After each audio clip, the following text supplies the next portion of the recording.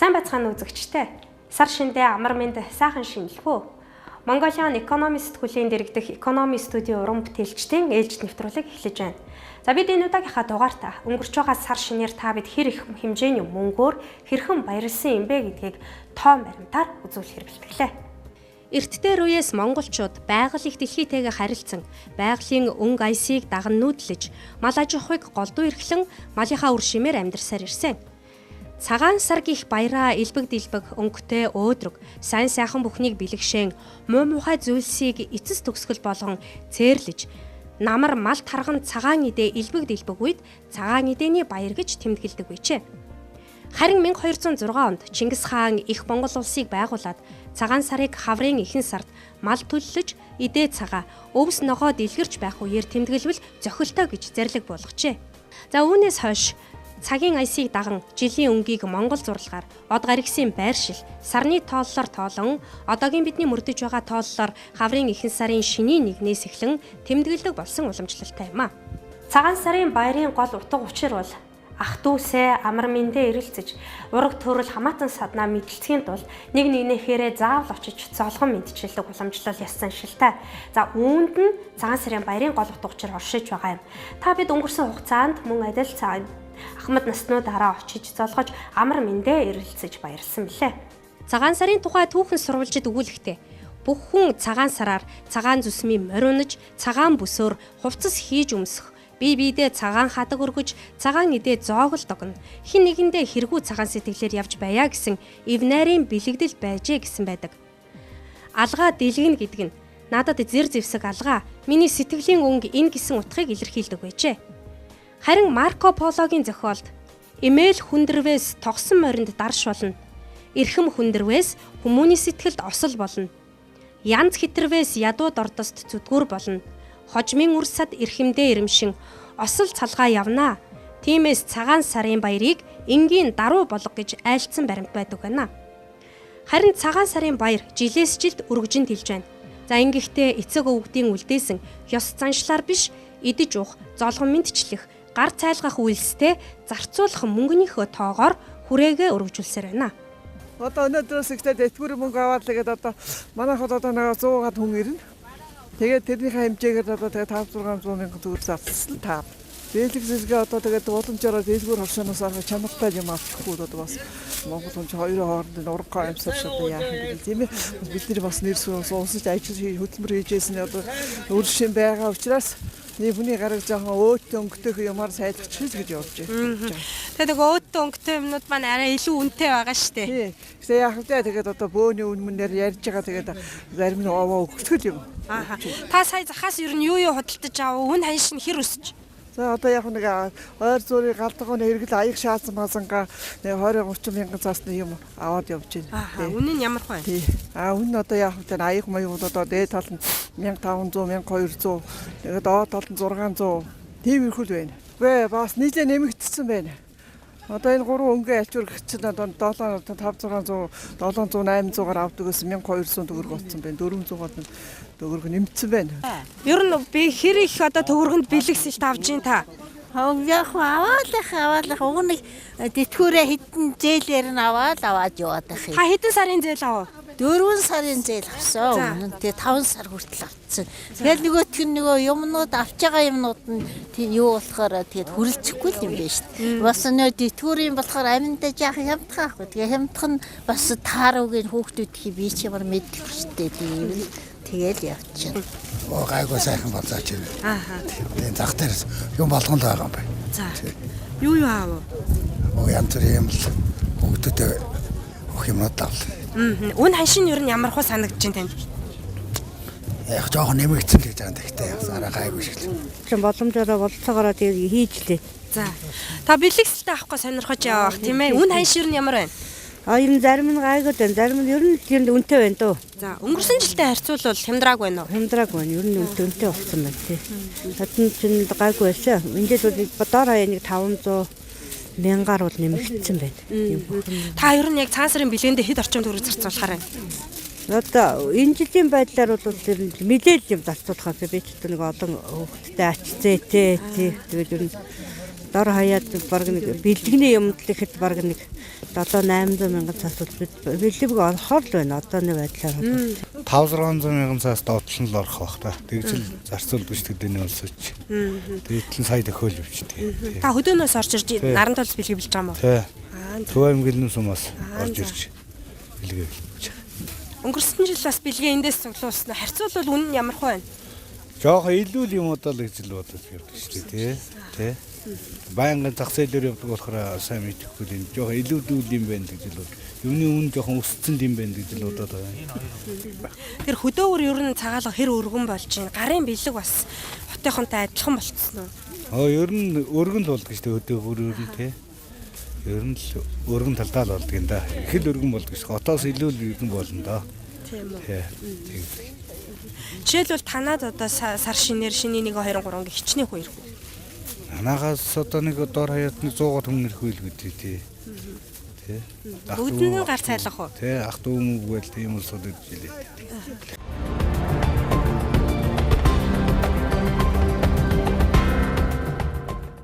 Харин түүх уламжлалыг судлаж үзэх юм бол цагаан сарын баяраар бие биендээ эд материалын зүйлээр бэлэг барьжсэн удаа байдаггүй юм байна.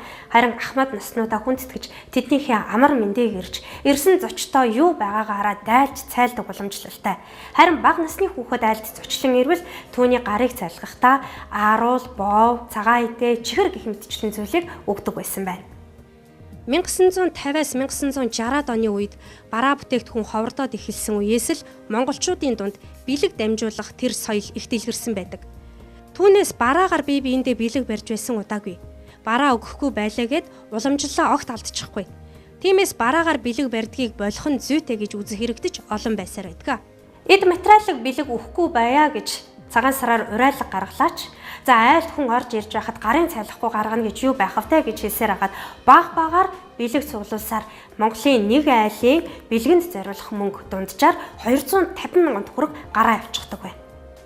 Гэхдээ энэ мөнгийг их хэлийн цаашаа биш эх орондоо шингээхийн тулд сар шинийн баяраар эх орондоо үйлдвэрлэсэн бараа бүтээгдэхүүнээр бие биедээ бэлэг барьцгаая гэсэн үрээтэй цагаан сарын бэлэг үзэсгэлэн худалдаа энэ тентгүй зохиогдсон юм а.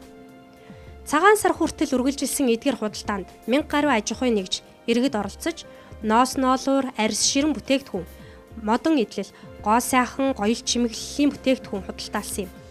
Өнгөрсөн жилийн үзэсгэлэн худалдаагаар үндэсний үйлдвэрлэгчид 4 тэрбум төгрөгийн арилжаа хийсэн байдаг. За харин энэ жил ч овоо арилжаа хийсэн бизээ. Гэхдээ үндэсний гэсэн тодтголтой бүтээгдэхүүнүүд өнөө Ирэнээс орж ирж байгаа гар цайлгах бараанаас хэд дахин өндөр үнэтэй байгаа нь иргэдийн үндэсний үйлдвэрлэлээ дэмжих гэсэн сэтгэлийг хоошин татж байдаг. Жишээлх юм бол Мишель Экспот зохиогдсон үзэсгэлэн худалдаан дээр хамгийн хямд нь 1500 төгрөгийн Монгол аймс байсан юм. Харин ноос ноолуурын бүтээгдэхүүнүүд 30 мянгаас дээш үнэтэй байсан юм а. Үнэн нь ийм байхад 180 мянган төгрөгийн тэтгэвртэй эмээ 500 мянган төгрөгийн дундаж цалинтай иргэд нь хэдэн 10-аараа орж ирэх зочдынхоо гарыг цайлгаж хүч хөрөхгүй нь ойлгомжтой санагдаж байлаа. Манайх болохоор шууд үйлдвэрийнхаа үнээр гарч байгаа л да 3200 төгрөгөөр одоо энэ бэлэгний энэ баглаа бодол савтаа ингээ үйлдвэрийнхаа үнээр шууд гарч байгаа бас цагаан сар тохиолдол энэ хүмүүсийн хэрэгцээнд бас энэ ард иргэдэд бодоод бид нэр шууд үйлдвэрийнхаа үнээр гаргаж байгаа. Монгол даваа амьсаа болохоор бид нэр 1300, 1200, 1500 гэсэн шууд үйлдвэрийнх нь үнээр нь гаргаж байгаа. Хэр их авч дөртөө ер нь борлуулалт бол ерөнхийдөө сайн байгаа. Манайх шиг ийм үйлдвэрийнхаа үнээр шууд гаргаж байгаа өөр бусад амьсныхан байхгүй байгаа. Манайх л ер нь үйлдвэрийнхаа үнээр гаргаж байгаа болохоор борлуулалт сайн, хүмүүс маань ард иргэд маань бас үндснийхээ үйлдвэрлэлийг их дэмждэг болсон байна. Үндэсний хувцсыг монголчууд ер нь хэр худалдаа авчин? Үндэсний хувцс маш сайн авч байна. Ялангуяа хүүхдийн хувцсыг аягүй гүйж байна. Энэ хүүхдийн ингээ 60-аас 90 гээл янз бүрийн үнэтэй байна л да. Энэ жил бол борлуулалт маш сайн байгаа. Орлого сайн байна. Дор өдөр цай орж байгаа. Өмнө нь зүгээр дэлгүүрийн лангуун дээр зарагддаг байсан үннээс хямдарсан юм байгаа юу? Хямдруулж өгж байгаа бид нэр аль болохоор л боломжоор л хямдруулаад өгöd байгаа. Тэгэхээр бэлэг гэдэг юмыг бие биедээ өгсөн ч гэсэн үндэсний мөнгөн тэмдэгт ядаж утасны нэгж хүнсний бүтээгдэхүүн зэрэгээ оруулах юм бол болохгүй гэх зүйлгүй. Нэгэнтээ ингээд хөвсчихвэл гадаад руу гарч байгаа валютын их урсгалыг ч зогсоож чадна. Үндэсний үйлдвэрүүдийн бүтээгдэхүүн үнэтэй байгаа нь үнэн. Бээлийн малгай зэргийг ноолоор савих гэд натурал зүйлсээр хийж байгаа учраас үндсэндээ нэлээд үнэтэй тусдаг. За үүнийг хүн бүхэн худалдаж аваад бие биендээ бэлэглээд байх боломж нь хомс. Гэхдээ л заавал ийм том зүйл бэлэглэх шаардлагагүйгээр ураг төрлөө мэдлцээд ахмад наснуудаа хүндлээд баяраа тэмдэглэждэг болчихмоор байгаа юм а.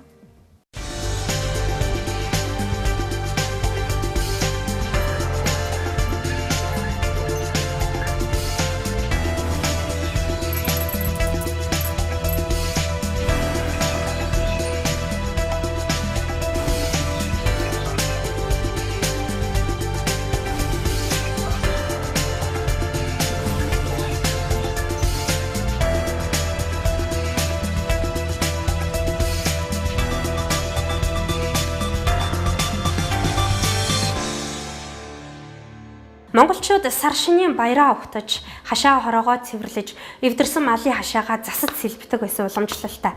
За харин энэ жилийн хувьд шинэ жилийн баяр дөнгөж дуусахгүй юу? Сар шинийн баяртаа санаа зовж, халаасан дох мөнгөө хэмжиж, сэтгэлдээ дарамт тээсэн гэж хэлэхэд хэлсдэхгүй юм а. Нэг сар хүрэхгүй хугацаанд цагаан сарынхаа бэлтгэлийг хийх гэж та болон танай гэр бүлийнхэн овоол сандарцгаасан баг. Одоо нэг амьсгаа дарж суугаа үзье. Цагаан сараар гэр орноо цэвэрлэх, шин дээл хувцастай болчих, өр ширгүү шинжилчих гээд нин нүгүү хэлэхэд сар шинийн баяр мөнгө их өргөддөг. Бэлдэж зэхих зүйл олонтой. Сар идэх хүнсээ 3 өдөрт идчихдэг гээд сэтгэлийн шаналгаатай баяруудын нэг болцоход байна.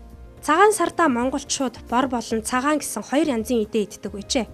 Бор идээнд бүхэл мах, битүү, бууз банш, шимэн арх. Харин цагаан гэхээтэнд бүх төрлийн цагаан идэ, уул боов, боорцог, айраг ордог байна. Харин өнөөдөр энэ уламжлал орчин үеижж олон төрлийн салаат амттан нэмэгдээд өргөжсөөр байна. Энэ хэрээрээ таны халааснаас гарах мөнгөч өргөжж байгаа юм а. Цагаан сарын нийт зардал төсөв хэд болж байна? Ерөөсөө тэгээд нөгөө ээж мэж маань байгаа болохоор нэг 500 гэрн багтж гэн үгүй болж шүү дээ. Хамгийн их хүчин дарж байгаа, хамгийн их мөнгө орж байгаа нь юу вэ?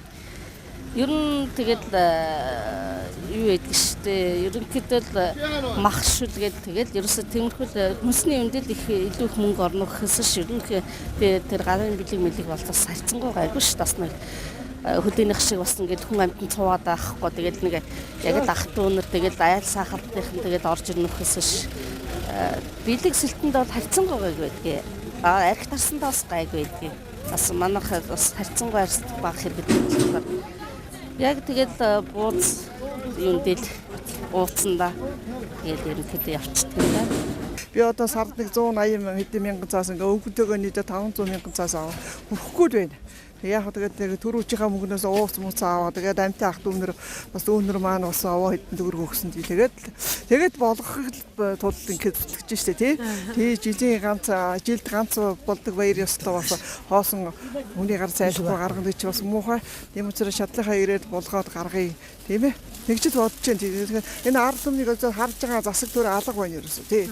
Этгүүрээ нэмнэ гээд нэмэхгүй байна. Худлаа хуураад одоо жоохон юмар хуураа тэгээд л явах шиг байна. Би одоо хөөгч явахад нээлээ сая гарan 200 гарan гэлээ хөөгчтэйгээ болчих юм. Тэгээд нэг л хүрэлцээ муутайл явах юм шүү дээ. Тиймэрхүү л. Тэгээд аминдаа өөрөө татгамаад явах. Тэгээд болохгүй тэгээд. Одоо тэтгэврээ зээлээр авчлаа. 5 сар хүртэл тэтгэврээ авахгүй нь шүү дээ. Яана. Үгүй. Одоо тэгээ яах вэ? Тэгээд сууж байхаас одоо ингэ яах вэ юм тий. Ер нь цагаан сарыг та хэд орчим төгрөгөнд багтаахаар байна? Ой, бүгдээр нь дүүвэрэг болоо. Бас явчих юм шиг байна. 7-800 төгрөг юм шиг. Лаад нэг 2 сая төгрөгөөр дийлбэг орох уу? Та тэтгэвэр авдаг уу? Авдаг би. Тэтгэвэр хөрөлцөж чинь. Яаж хөрөлцөхгүй шүү дээ. Тэгээ яаж болох чинь? Тэгэл үр хүүхдүүд нь юм маань бэлдэж өгж байгаа хүүхдүүд маань тэгэл өөрөө нэг төгсөнтэйгээ хоёулаа нэг тэтгэврээрээ унаад яалж явах юм авч. Тэгээд ер нь хүүхдүүдийн дэмжлэг их байна дөө. Тэгэхээр энэ иргэдийн хэлж байгаатай адилхан танаа гэр бүлч мөн адил сар шинийхаа баярт ийм л хэмжээний мөнгө зарцуулсан баг. За тэгвэл үзэгч та бүхэн наадтай хамт сар шинийн баяраар хэд хичнээн төгрөгийг юунд зарцуулсан бэ гэсэн тооцоог бодож үзнэ. Энэ жилийн хувьд гурилан бүтээгдэхүүн үйлдвэрлэгч бүрэл хэвийн боов хийж худалдаанд гаргалаа. Доторх орц нь хэвийн боовоо амттай болгож өнгө үзэмжтэй харагдуулж байна гэсэн рекламууд шинэ жилийн баяр дуусаад л цацагдж эхэлсэн. Иргэдэж хамгийн амттайг нь авах гэж хичээсэн биз. Өнгөрсөн жилдээ харьцуулж үзэхэд энэ жил хэвийн боовны үн харьцангуй нэмэгдсэнгүй. Харин ч зарим газраа өмнөхөөс хямдарсан байж магадгүй юм.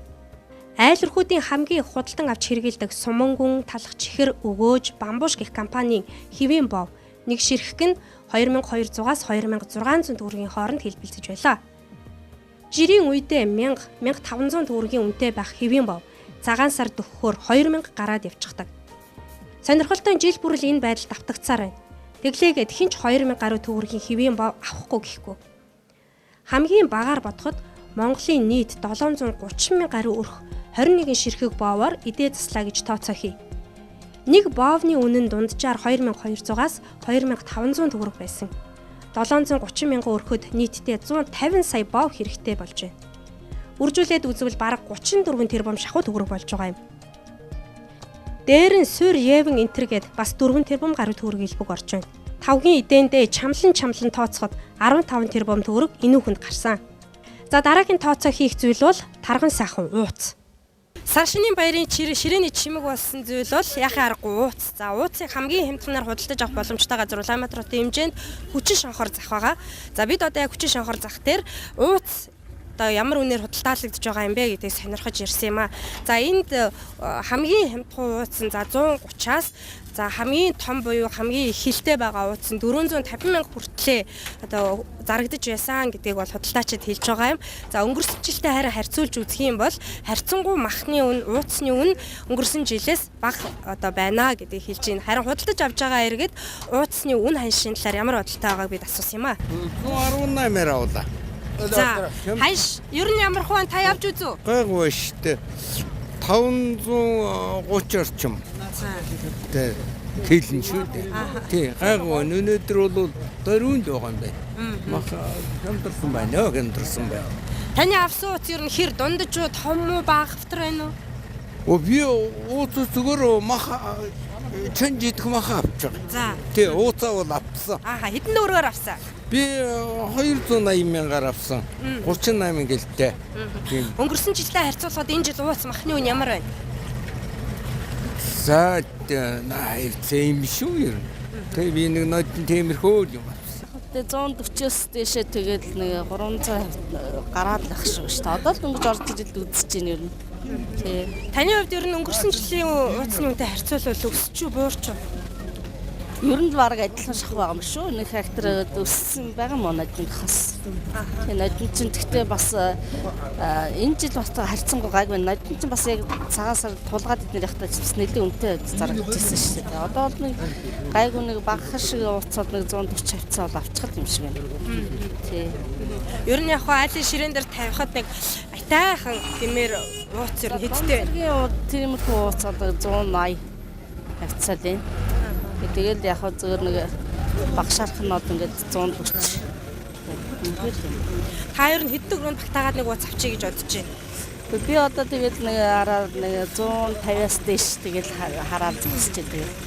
Бас гайгүй хашиг бас хилээрээд байна л да. Тэгээд их хилтэй бол тэгээд нэг 150 хавцаа арай нэг багах шиг бол нэг 140 хавцаа авчих юм. Хаанаас ирсэн ууц уу? Эсхотер. Хэдэн төгрөгийн үнэтэйгээ? 140-оос 190 хооронд л бастай. Үн ханш өнгөрсөн жил та ер нь ууц зарж ирсэн үн ханш нь өөрчлөгдсөн юм би юу нэмэгдсэн үү? Нодлмадаг бол гайгүй дээ шүү дээ энэ жил. Гайгүй. Хүмүүс ер нь ямар хуу ууц сонирхож байна? Дундаж ууц сонирхож шүү дээ. Гэхдээ хамгийн анх нь авчлаа. Хамгийн том нь хэд ах вэ? Одоо энэ дээгүүр хамгийн том нь 300 гаруйтай ууц. За яг гайгүй өдрөө тэгэл 10. Муу үедээ тэгэл 4 5. Ер нь амжиргааны төвч айгүй таар болсон тэгээд ууцаа авах чадлан тийм ч юм уу айгүй муулгүй ч шүү дээ. Ууц л одоо унсан юм шиг байна шүү дээ. Тэгээд үнэтэй байна гэсэн тэгээд одоо энэ би нэг 160 70 гэлараа зогсож байна. Ер нь та хэд орчим үнэтэй байна гэж төсөөлж орж ирв. Туул нь бол нэг 200 400 200-аас 400-ийн хооронд байл гэж ярьж байсан шүү дээ хүмүүс.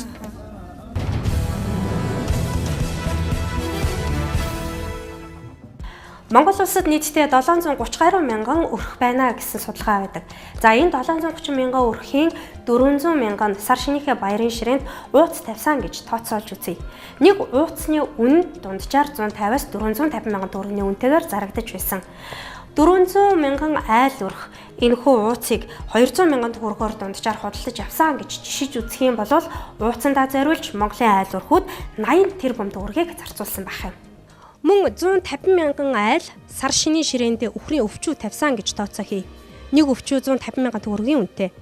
Дахиад л 22 тэрбум. Тэгтэл зочид гүйчэд ууц өвчүү идэх гэж ир очдоггүй. Зүгээр л харж сууж байгаад гардаг.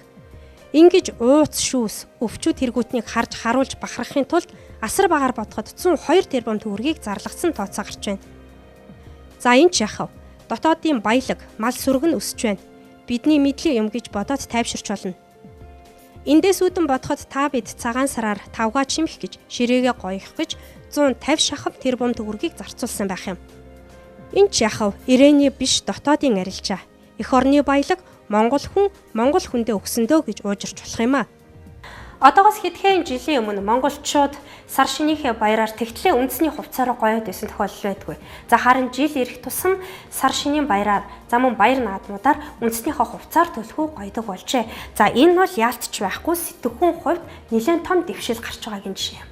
Хэр олон хүн Монгол дээл өмсөж байна. Тэр хэрээрээ дээл ойдог хүмүүст мөнгө нь очоод эдийн засаг сэргэж үндэсний үйлдвэрлэл хөл дээрээ тогтохын нэг дохио олно.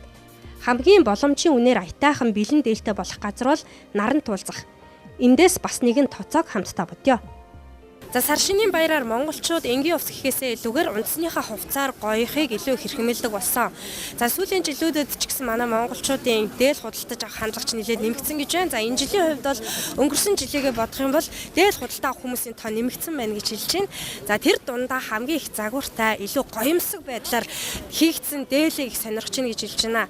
Материалаас шалтгаалаад дээлийн үн янз бүр байна. За 70 мянган төгрөгийн үнэтэй байхад зарим нь хосоороо 500 400 мянган төгрөгийн үнэтэй хүртэл дээл байна. За гэхдээ эргэн таны сонголт, таны гоёл ямар байхаа гэдгээ шалтгаалаад дээлийн үн ханш өөр байгаа юм байна. Дээл овц хэр сонирхож байна. Энэ жил сайн л шүү дээ. Хүмүүс их Монгол үндэсний хувцсыг хүмсэж байна. Ааха. Тийм. Нэг дээл дангаараа хийдв. Ер нь материалаас л болж байгаа. Хамгийн доотлих нь 75. Тэгэл тэрнээс 200. Загвар хийцнээс л болж байгаа. Хүмүүсийн сонирхож байгаа нь ямар дан дээлэр нэнүү дээр нь одоо хүрэмч гэдэг юм уу? Одоо сонирхож байгаа нөө хүннүү ингэртэйг одоо сүүлийн үеийн загвар тэрийг л их сонирхож байна. Хосоор нь. Тэгээ хүүхдийн яхтаа бас. Тэр ингээд хэд болж чинь хэд орчин болж? Хосоороо 350, 300 гэ янз янз хүүхдээ. А би яг дан үндэсний хүүхдийн дээл зартай. Миний хүүхдийн дээлүүд одоо 65-аас 150 орнд л хосоороо.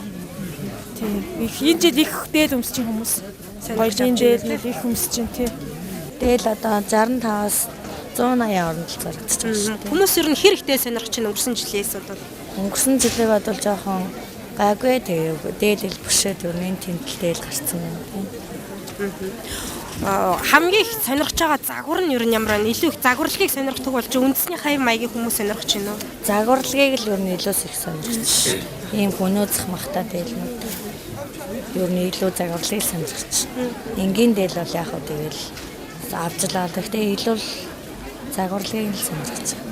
Дээлээ дангаар нь авах сонирхолтой байна уу? Дээр нь хөрөм хантаа зэрнээс их сонирхдаг болсон. Загварлаг дээлүүд авал хөрөм хантаа заах сонирхолтой шүү дээ. Зүгээр дээлэн дээр бол хантаа заавал өмсөл. Тэгэл явчихна.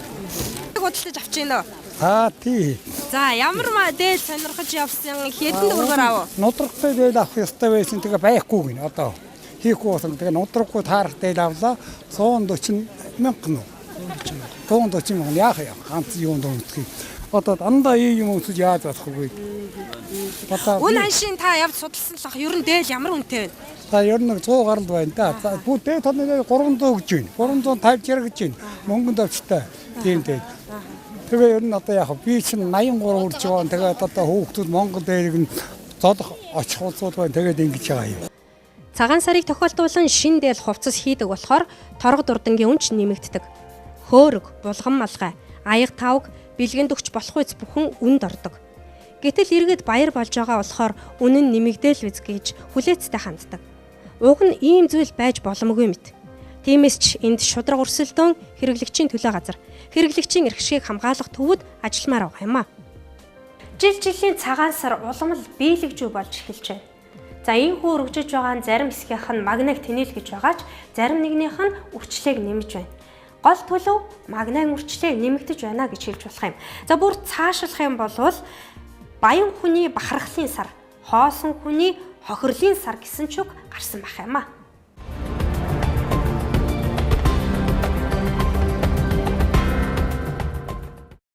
Та бидний хэд хоног амаа мэдэхгүй идэж, араа мэдэхгүй наригдаг бахархлын тооцоог товчхон хийхэд ийм болж байна. Тооцоо бүхэн эцсийн эцэст нэг л зорилготой байдаг. Сар шинийн өмнөх хэдэн өдөр хүн бүхэн тооцоо бодож, толгоогоо гашилгаж, төрөвчөө хоосолж, тэврээр нь идэх уух, идэ ундаагаа цуглуулж, бил бэнчингээ харуулах гэж алт мөнгө хоргоо торго, дээл малгай, хөөрөг дайлан болсон олон тооцооныхаа ард яаж гарандаа гэж зүтгэж зүдэрч явсан биз. За дээр эхлүүлсэн тооцоогоо одоо бүгдээрээ нэгтгэж үзье. Монголын нэг дундаж өрхийн цагаан сараар зарцуулсан мөнгөн тооцоог одоо гаргая. За хэвийн боов идэ ундаандаа 100 мянган төгрөг. Ууц шүүсэндээ 250 мянган төгрөг. За мөн зочдынхоо гарыг цайлахад 250 мянган төгрөг. Ахмад настантайгаа золоход ойролцоо орныг өрх 100 мянга. Өмсөд зүүх шин гоёлдоо зориулаад 500 мянган төгрөг гаргасан байна гэж тооцоолж үзье. За үүний цаана айл өрхүүдийн хийдэг бууз, банш болон сэржимддэг архит арсыг бол нэмээд тооцох юм бол нэг айл ойролцоогоор 2 сая орчим төгрөгийг энэхүү цагаан сар зарцуулсан байгаа юм. За харин Монгол улсад 730 гаруй мянган өрх амьдарч байна. Тэдний сар шинийн тооцоог нэгтгэж үзвэл хэвийн боов идэ ундаандаа 53 тэрбум. Ууц шүүс өвчүү тэргүүтэнд 102 тэрбум, гарын бэлгэнд 180 гаруй тэрбум гэх мэтийг нэмж болно. Тоо бүхний ард тэрбум гэсэн нэгж хилэгдэж байна. Та бид тэрбум төгрөгөөр мөн ч их зүйлийг хийж болох байсан. Бидний мөрөөдөл болсон засмал замал гэхэд 1 км-ийг нь одоогийн ханшаар 500 орчим сая төгрөгөөр барьдаг юм байна. Ингэж тооцоход цагаан сараар өнгөрсөн 4 хоногт ууж идэж наригж даригсан тэр мөнгөөрөө хагас мянган километр замтай болох боломж бидэнд байлаа. Мөн агаарын бохирдлоос гарах нэг арга гэж үзээд байгаа 5 дугаар цахилгаан станц барих мөнгөний тал хувийг нь өнгөрсөн 4 өдөр та бид идэж уугаад нэгнийхээ гарыг цайлгачихсан байгаамаа. Энэ бол яах аргагүй цагаан сар өргөжсөнийг илтгэж байна. Гэхдээ уламжлал ёс заншлаар биш төгрөг мөнгөөр л өргөжж байгаагийн илрэл юм. Тооцоо гэдэг эргэн харамсахын нэр биш. Үнэлэлт өгч дүгнэлт хийх алхам юм. Тооцоогүй юм бүхэн алдагдалд оруулсан байдаг. Цагаан сар гэдэг монголчуудын уламжлалт баяр болсоор цагийн түүхийг илээж байгаа ч ийм их нүсэр байсныг огт үзээгүй гэж өвгөт хөвшөд хэлж ярьж бас зарим нь халаглаж байна. Үүгээрээ эдийн засгийн нүрээ харж ирээдүгээ төсөөлөөч гэж хэлэх гээд байгаа юм. Монголын цагаан сар бол дэлхийд байхгүй хамгийн их сайхан баяр. Өнөө цагт дэлхийд даяарчлал бий болсон энэ үед өөрсдийн өв уламжлалаа авч үлдэх бас нэгэн соёлын чухал зүйл болоод байгаа юм а. За монголчууд эдийн засгийн ямар нэгэн дарамтанд орж энэхүү баяраа зовлон мэд тэмдэглэхийн оронд ахмад настай хүндэтгсэн хамаатан сааднууд үр хүүхдүүдэд мэдлэлсэн ийм нэгэн сайхан баяр болох цаг нь иржээ. Цаг цагт нэг цаддаг, цагаан сараар нэг цаддаг гэсэн монгол үг бий. Ямар боловч цагаан сараар илбэг дэлбэг байх гэсэн нэгэн чин ирмэлцэл энэ баярын агуулгад гүнээ шингэжээ. Одоо бид үе биш, үргэлж цатгалан байхын төлөө л тооцоо хиймээр байгаа юм. Бөөн бөөнөр нь бэлэглэж, бөөн бөөнөр нь идэж баярладаг модносоо ангижрмаар байна. Ялгуулсан хэмээх модон морин жилийн эхэнд үзэгч та бүхэнд Mongolian Economy сэтгүүлийн зүгээс таны толгой гашлах гэж энэ их олон тоог бодулаа гэж бүү бодоорой.